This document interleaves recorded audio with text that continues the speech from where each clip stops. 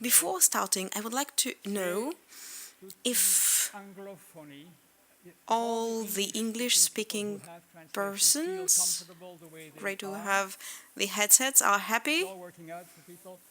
Great, it's working then.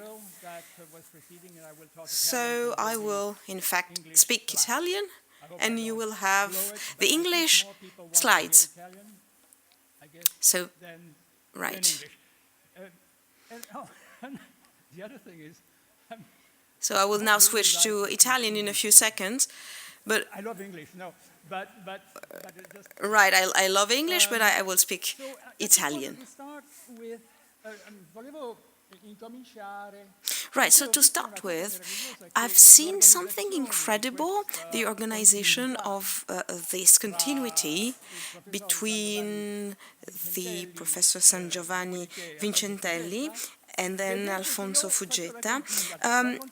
As you see, I will make the continuity, and I'm very happy because they have given all great examples together.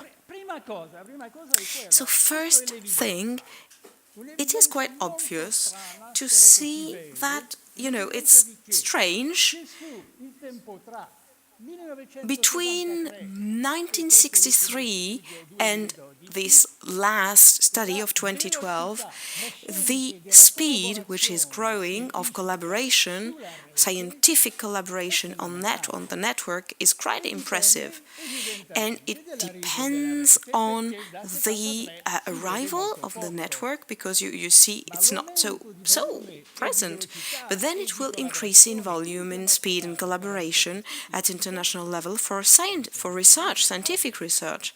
This is quite huge, and you can see that in the research it seems that astronomy is dominating the quantity of collaboration, and in fact they must study all the path and all the different things. Physics is fascinating.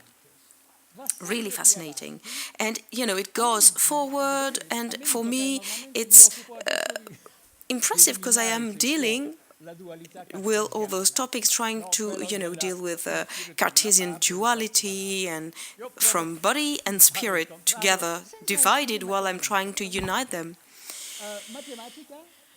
So math, and it seems that it's quite inevitable to practice mathematics, but then biology, chemistry, and this is a high market, and medicine, and obviously engineering. So we have the different levels which are seen here on those graphs.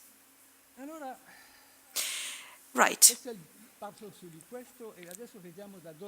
Then what about the creation, where it goes to?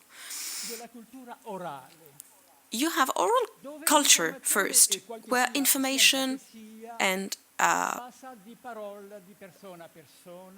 divulgation goes through people, from person to person in real time. So there's no other memories than the people sharing the memories. So it means that you put science and knowledge, together in order to recognize experience, and then you think that your dictionary is the oldest object in the culture, because it remembers a lot of things. And what happens in all those generations of writing, and written tradition?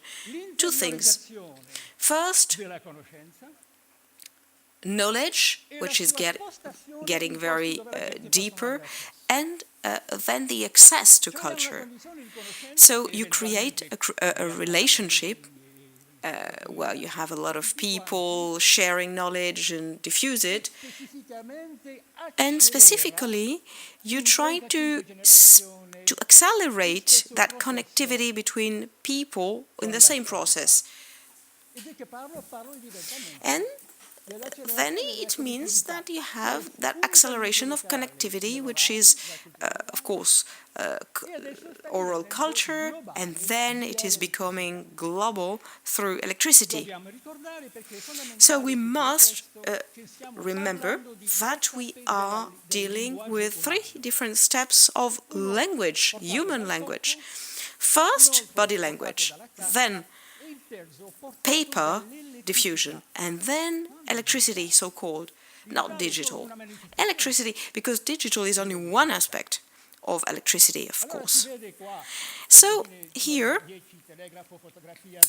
you can see, after telephone, radio, television, you have a growth which, did not stop, and that is still growing.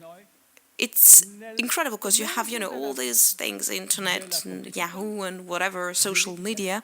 It is very complex, it is very efficient, and all those values also are higher. So digital culture is the cognitive phases of electricity, because the first uses of electricity through telegraph was to give a signal, not to create it. You gave the signal, and then you also heated the space and give light. Well, this is the same way of working, let's say muscular way of working of electricity. But since it is, digitalized, it is linked to language and cognition. So it means you are in a situation of accelerated cognition, of varieties. Telegraph, radio are all connected to language.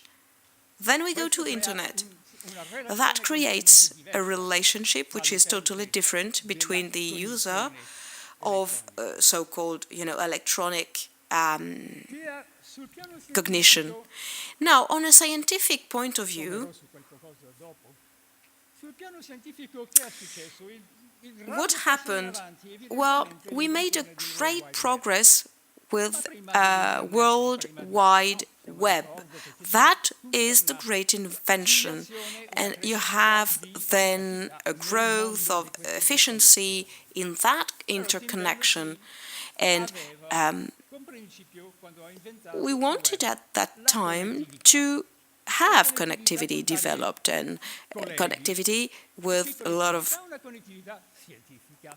elements, scientific connection, and in the CERN, in the research center, you have incredible connection there. You have 100,000 researchers all over the world collaborate to understand better how is, physics being built and diffused.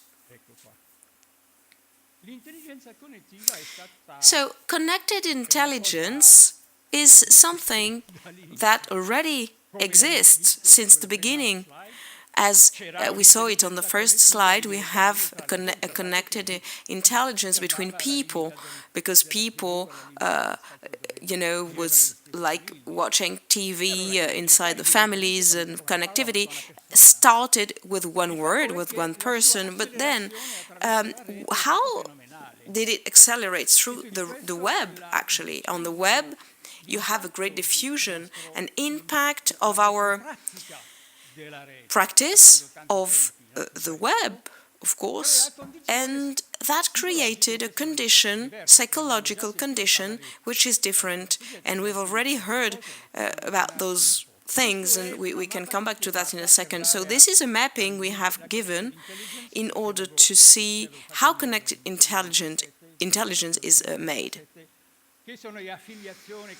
So you have all the links, connection, Harold Dignis, Dr. Vibran, and others.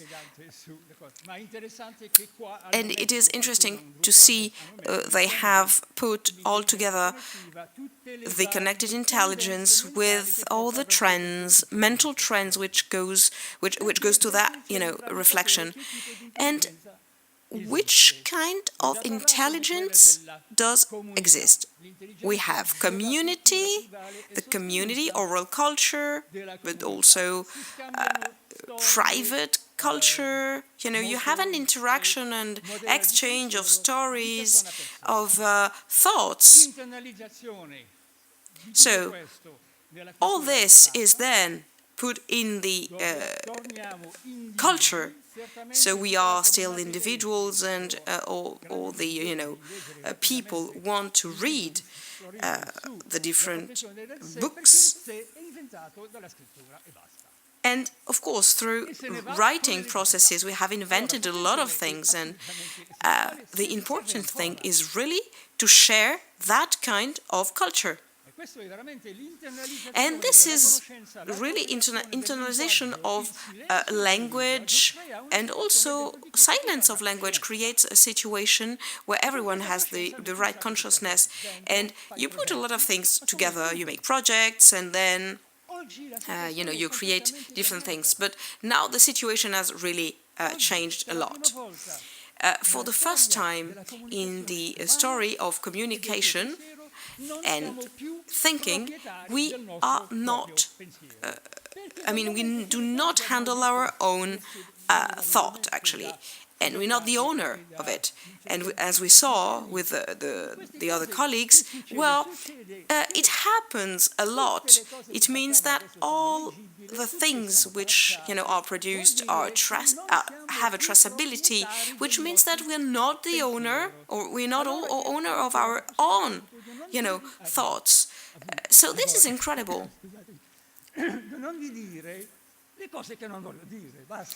So probably it's so important, because the future will really, change. Even the present is not the same. If you go to Singapore, for example, go and see what happens there. Well, you have inhabitants of Singapore which are traced, always, even in the bathroom. They cannot get out of the rooms or bathroom without wearing clothes, because it could then be thought as not correct. Or so what does that mean? Collective intelligence, in fact, is linked to the society, to mass media, for example. So, and then you have, of course, television and the others, but the collective way of thinking comes from those mass media. And with the internet, then you get to connectivity. And in that sense, it's not an indeterminate mass of people, but people involved. You have each individual contributing to that. And we are traced, we are put together, we are recognized as collaborators of one thought that is emerging. So, web to web zero, web to web emotional as well. So, we switch from intelligence to emotions. And then we have this other slide, 16 billion of devices which are connected, the so-called connected objects. Well, even here you have a growth.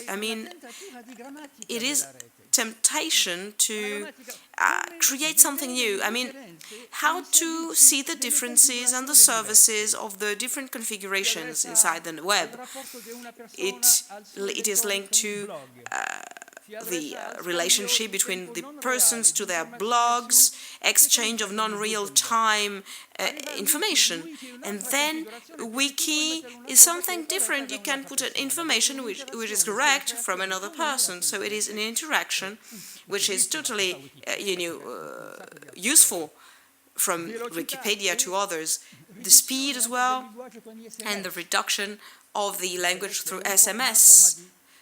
Text message. Text message actually was also new as a form of communication as well. But then, what about Google? Well, this is a dimension of our way of looking for things is being revealed in 3D. 3D on Second Life is a game, actually, how to play with that game. Are you still on Second Life, by the way? No one is raising their hands. Okay, so you're great scientists, and this is why I am interested in that. But, you know, Second Life has been a momentum of, you know, in our history of our cognition connected story. So, really, our way of thinking on different screens shared with other persons. And it is, as we say in French, balbutiement, which means, you know, trying to whisper something, getting to total surround. So you have vibrations, creating cognitive system shared. So-called snapshot, right? So this is obvious. And when I, you know, realized that app made for the youngest, but used also by adults, it was evaluated by $3 billion. So incredible with those teenagers which were using it. So they just refused the offer they received for Snapchat. But anyway, what do I mean? It's useful. They offer a service. Then Twitter, very interesting as well, social bookmarking, the way the relationship for science, putting together a tag on different things and the clouds and you see all those things which are really useful for scientific research. So apps, and then one word of industry, buzzword, when you lose your imagination on what is important and done on computers, so telecom services give signal and invent something new. Cloud computing is one of those devices. You have a metaphor, because it worked very well. The metaphor based on, you know, probably a poet here and there in telecom, but it worked. Then, we have a study which reflects the way of how to use internet on research and diffusion of knowledge. So we can have, in these months, the cities dedicated to science. Well, this is quite interesting. I have, on a scientific point of view, a great point here, which is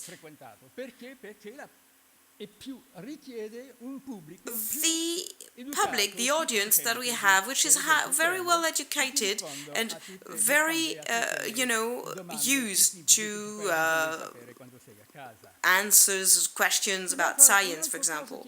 So, what is interesting as well, it's the future of science. So, where is the direction through the apps? Where are we going? So Hype Cycle is a graph where you see the different types of enthusiasm of people, you know, govern and different things, to see the arrival of a new metaphor as big data. So big data is the perfect metaphor, right? I have a few minutes left. So we have a lot of expectations about that future. We want it at the right moment when we want it, so we have the willingness, social willingness, which is very, very well diffused, to, you know, develop things, to predict things. And when you predict things, it's very difficult, but at the same time very interesting. So the revolution in cognition now, it is quite externalized as screenology, as we said. So outside, outside of our heads, then it is published, shared, archived, and a new order of pertinence, hyper-pertinence. So, in fact, we want to share that kind of cognition altogether. And all these steps, and the last one as the new order of pertinence, as we said, hyper-pertinence. Why? It is useful to understand what happened here. Look at the hierarchy, the first axis of pertinence. When I studied, it was very interesting. I was in Toronto, studying in the library, and I needed to make classifications and trying to use the different systems of hierarchy. And first axis of pertinence means the categories where to go. And the tag era, so-called, it is, sent from one place to another, and it refers to that place. It means that instead of following the hierarchy, tags are interconnecting from one word to another, from one book to another. So, all those points of hierarchy are intertagged, and then the hierarchy is falling, collapsing. So it's not that your hierarchy is not useful. Of course it is. But classifications are different. Or, we had encyclopedia classification, but then we have a third axis of pertinence. And that is the really new aspect. People getting inside the site, evaluating it, and then trying to find new results on those, statistics that are done. So you have vertical, horizontal lines, and also volume. So this is the conscious that we have, totally new. So weighing, which is really the new axis. So then, what about the new aspect? Hypertext intelligence. People able to follow one thinking, but also different lines. Different lines of thinking. So hypertexting.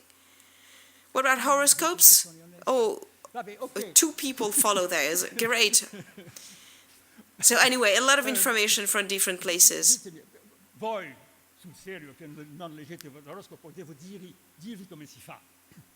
So what is important in that context?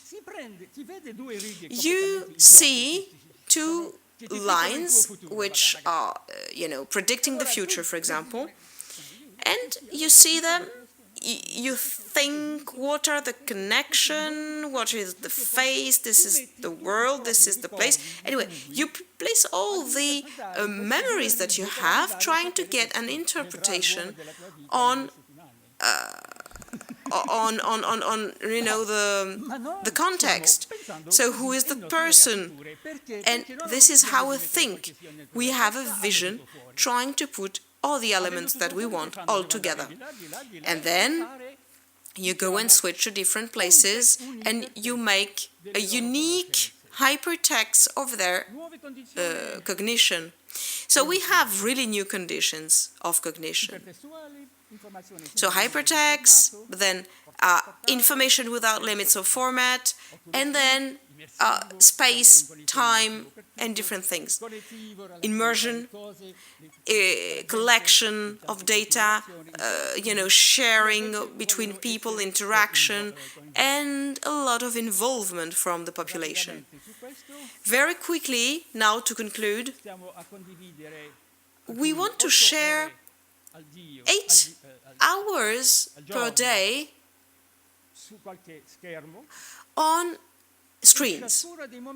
And each of the moments we share on the screen, instead of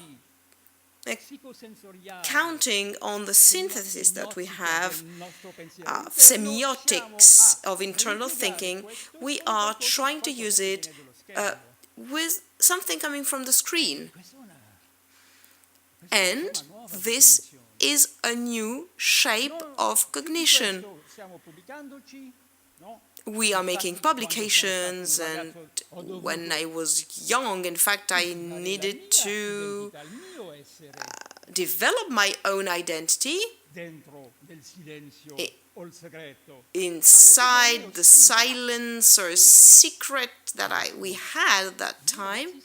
But anyway, young people now, teenagers, go on the web and they just, share different things in silence. So we are, in that process, we are trying to imagine and use our new emotions and how to develop them.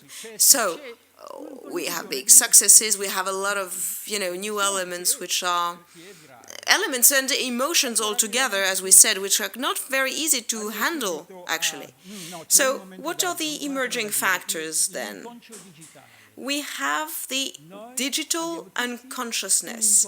We all have that digital unconsciousness, which is the communication of those data in a database, all put together, and nothing till then. But then, when you ask a question, it changes. And big data is quite strange on that. It is like a paradigmatical change, like a driver from connectivity to transparency. Connectivity, which is new, it is like, transparent condition, which is new in the history of human beings. So transparency is coming inside us, also with the bracelets that we have, that we wear, all of us, to give information of our health. So an incredible transparency on that point. Right, I really need to speed up now. So now, the consequences of this evolution. Well, I'm late, so let's switch to the really second part,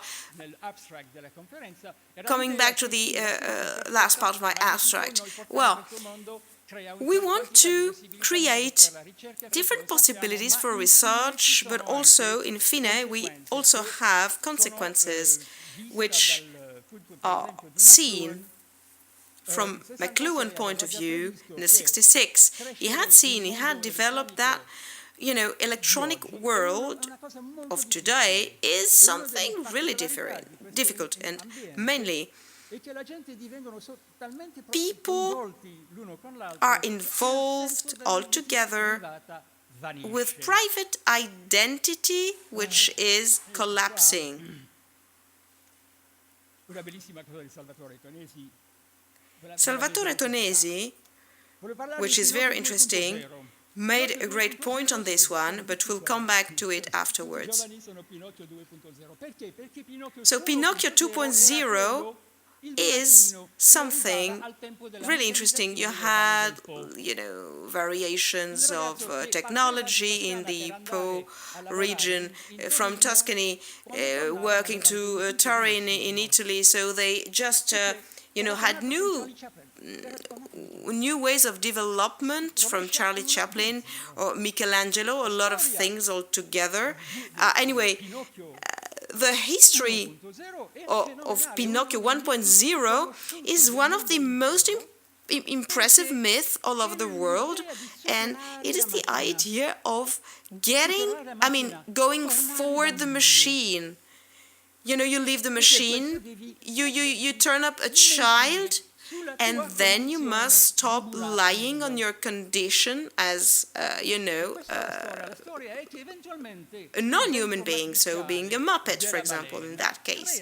So this is like the idea of the whale becoming, when the child is inside the whale, you remember that episode?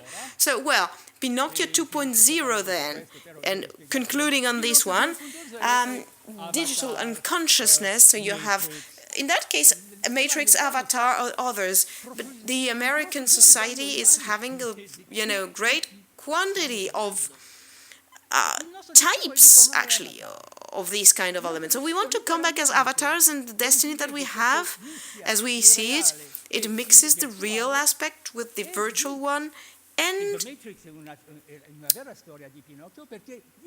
we want in that idea to go, as I said, forward, to live the machine and to be something different. So this is so true, and the different changes that we have in Italy with Renaissance period of time and culture dedicated to religion, switching to another culture identified as Michelangelo Renaissance, or different kind of identities for artists at that time. So a lot of things all together which are mixing. But anyway, now we have switched to that reality. So living, that the machines going forward and below, beyond the machines. So this is quite incredible, and this kind of meeting allows us really to develop that concept. Thank you so much.